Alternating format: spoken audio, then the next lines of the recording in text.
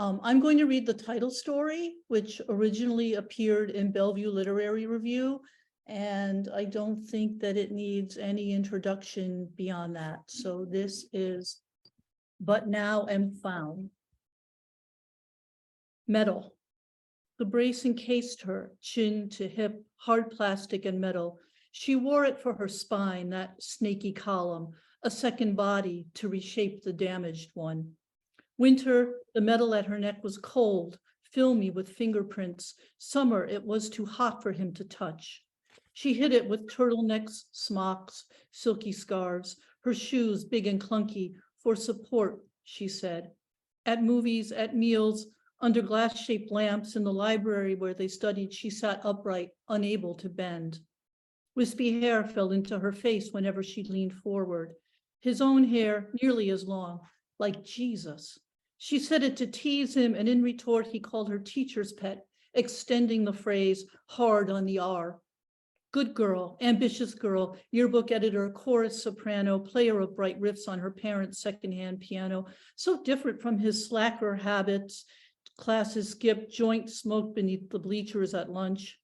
The activities kept her parents off her back, she said, and she'd knock on her metal torso. It was what he loved about her, the breeziness, her confidence despite it all. The brace would be until she stopped growing and some extra time to be safe. How long precisely? Who could say? Every 3 months she went for checkups.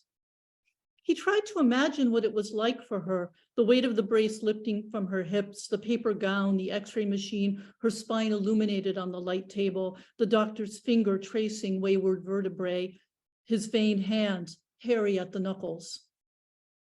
The day he saw the swan, he knew he would buy it for her. A silver swan, its chain clipped to the velvet-back tray in the mall's jewelry cart. One eye in silhouette, tourmaline, beryl, malachite, jade, chemical words recalled from earth science, fancy words for green.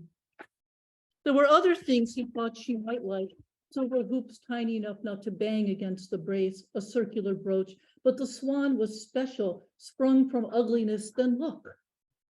Like the beauty he saw in her locked away. A month of yard work the necklace cost, 4 consecutive Saturdays spent raking dead leaves into plastic bags, but what was that?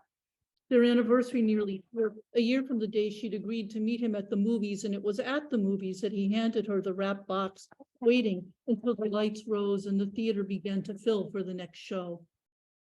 The way she looked at him, so seriously, mouth turned down as if in disapproval, for a moment, he was afraid he'd done wrong. She lifted the swan from its cotton bed, let it dangle between them, its eye a cold green speck. Not real emerald, he explained, but the silver, that's real. She smiled, touched a knuckle to her eye. Was she crying? The theater was so dim. He wiped his glasses on his shirt tail. It's lovely, she said. Help me with it. He had trouble threading the chain beneath the metal at her neck, attaching the clasp. The necklace did not hang quite right, the swan nearly concealed by a crossbar of some sort. But they both knew it was there, and that was what mattered, she said.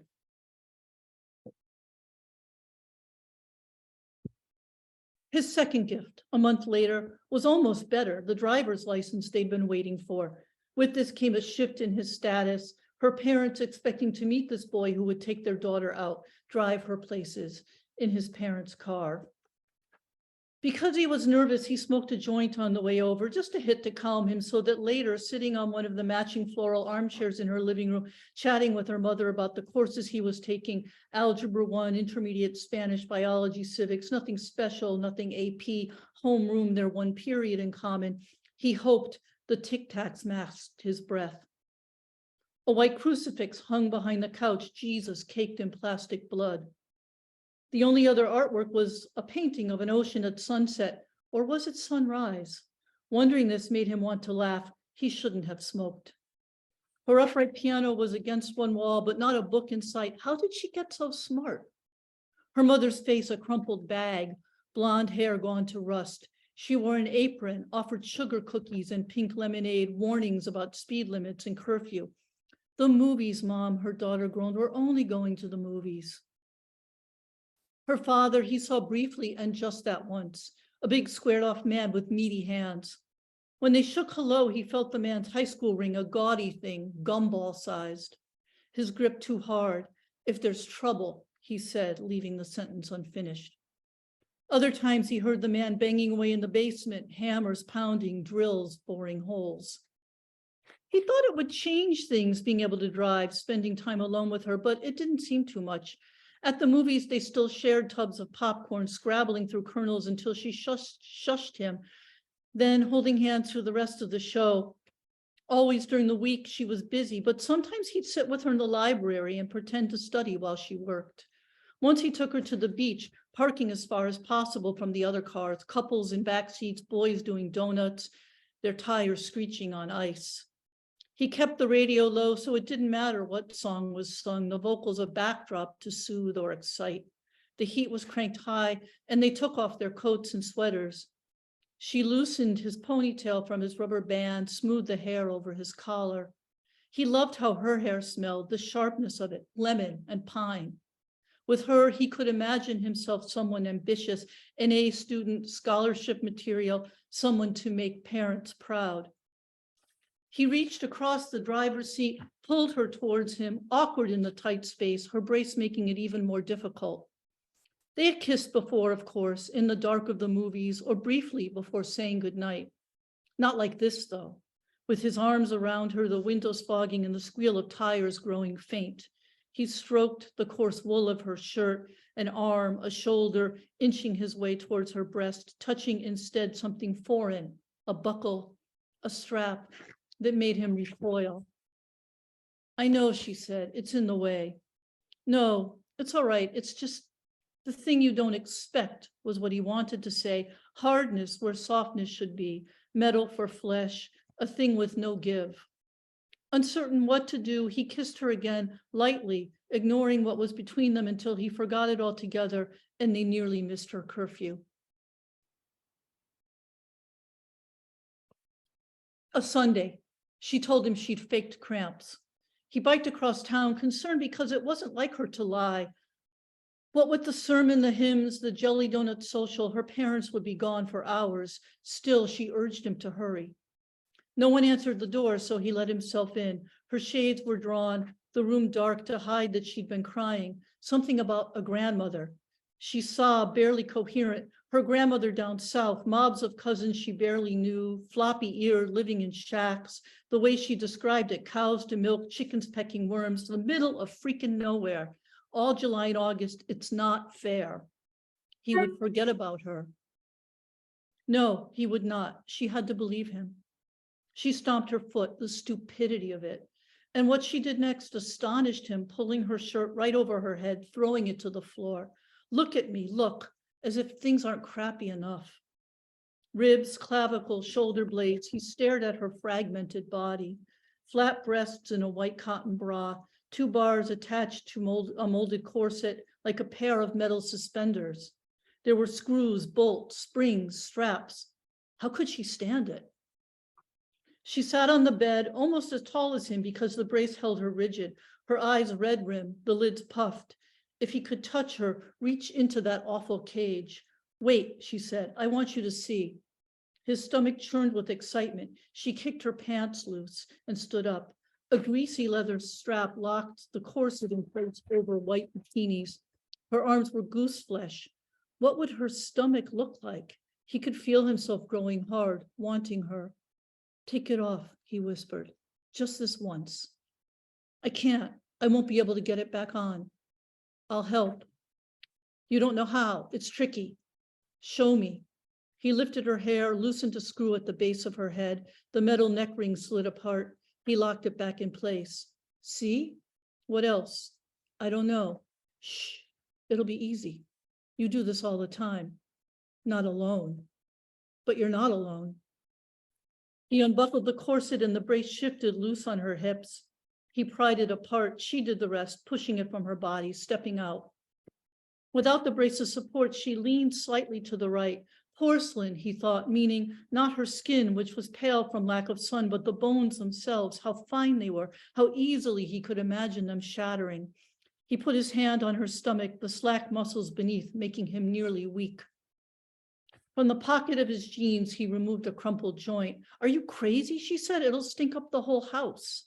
He ignored her, raising the shade to blow a long hit out the window, then stubbing the joint on the sill. She was sitting on the bed, frowning, but not really angry. He could tell. What did she want? He took off his glasses, his shirt. She kept on her underwear and the swan that she always wore. They made a tent, holding each other beneath the covers, hiding from what would come next. Her slack-jawed grandmother, the cousins in overalls, they couldn't be as bad as she said. He pressed himself against her, felt her breasts through the thin cotton of her bra, thinking he would be happy enough to die right there, until she said, "We better stop." The brace would not fit. He'd managed the leather strap all right, but the ring at the back of her head would not come together, and when he tried to force it, the brace's lower part pivoted, causing her to cry out. "Oh shit, oh shit, oh shit," she moaned, and he tried taking it apart, starting from the top, but the strap would not buckle, and her parents would be back any minute. She'd think of something, she said, only he'd better go. He kissed her in a rush and biked fast all the way home. Afterward, there was silence.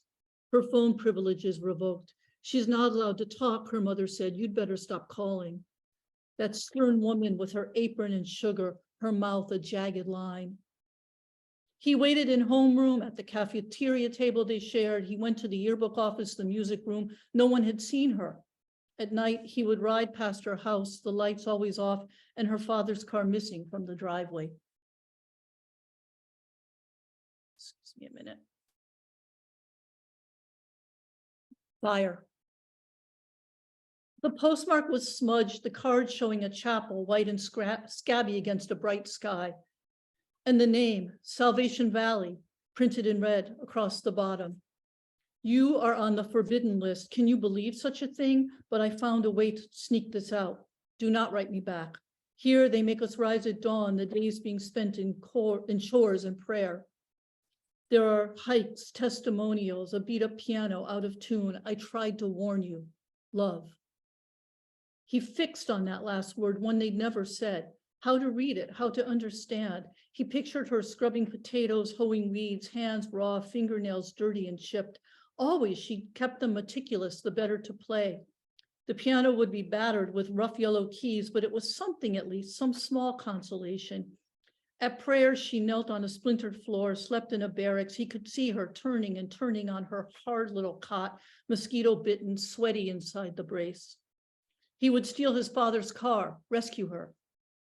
Go to her house and confront her parents. He finished the school year with C's, mowed lawns, drove around aimlessly, the radio loud with songs of love's rise and fall.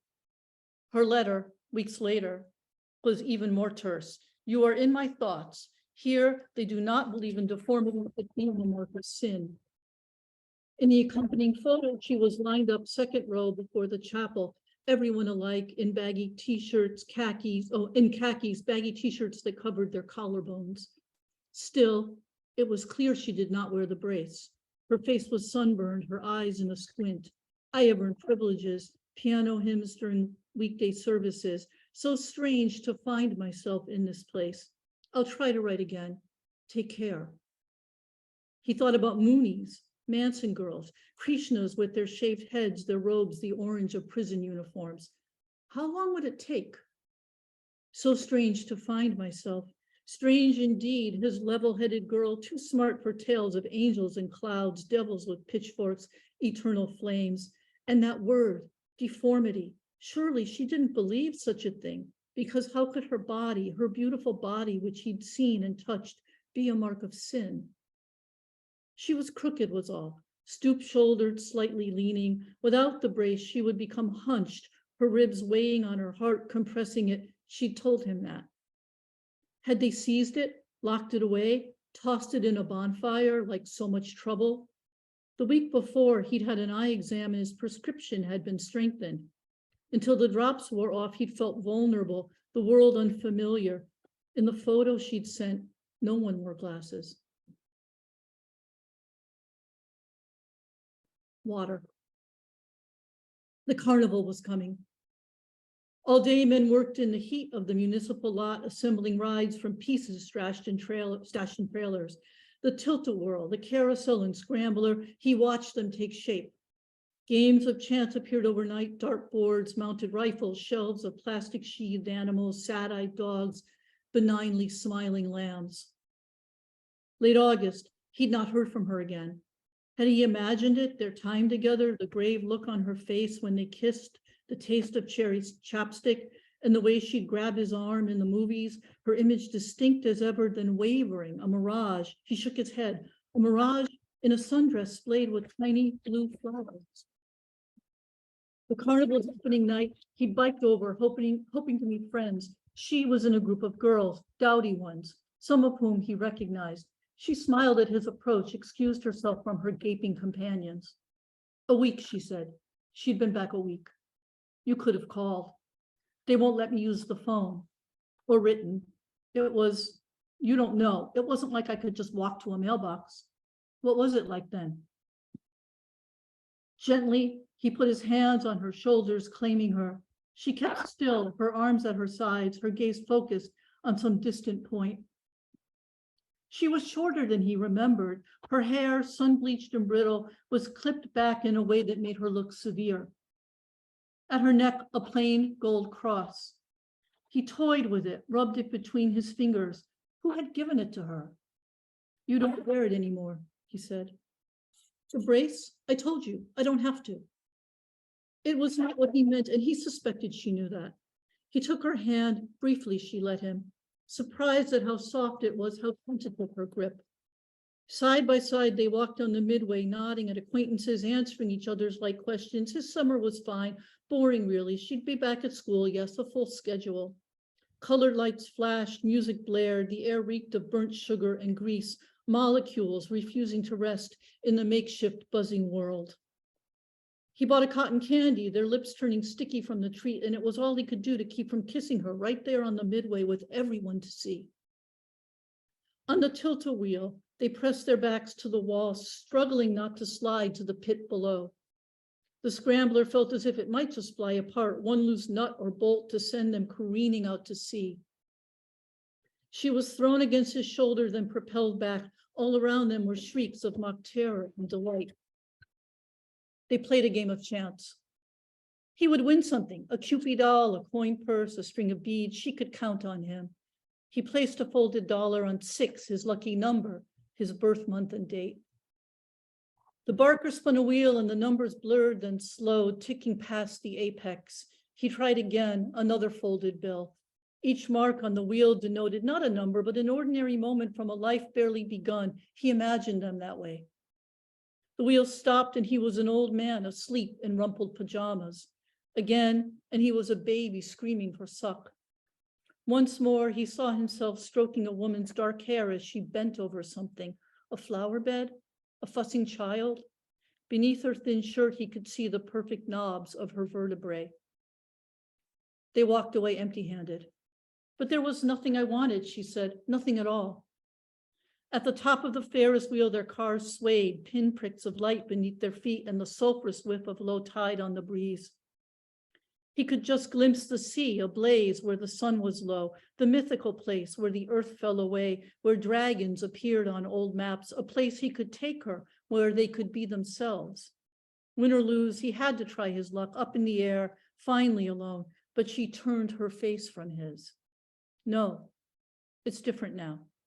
Different how? We're the same as before. We're not. She folded her hands in her lap and she spoke as if to them. I've been saved. You haven't. Saved? You don't believe that cartoon shit, do you? She did not reply. The car began its slow descent. She leaned away from him, serene and aloof, slightly off center. It would get worse, this leaning. Year by year, her spine would twist, ribs shifting, pressing the life from her heart. He understood that, even if she did not. During his eye exam, when he had looked into the optometrist's machine, the world had gone briefly sharp. Better? The doctor had asked. Fuzzy or clear? For a moment, he could see each letter on the chart, then something clicked, the lenses changed, and the world became indistinct again. He could not hate her. Their car had stopped. He thought about chance, the Barker's spinning wheel, so much life to go. He looked at her and felt nothing. He looked out towards the water and saw water. Thank you.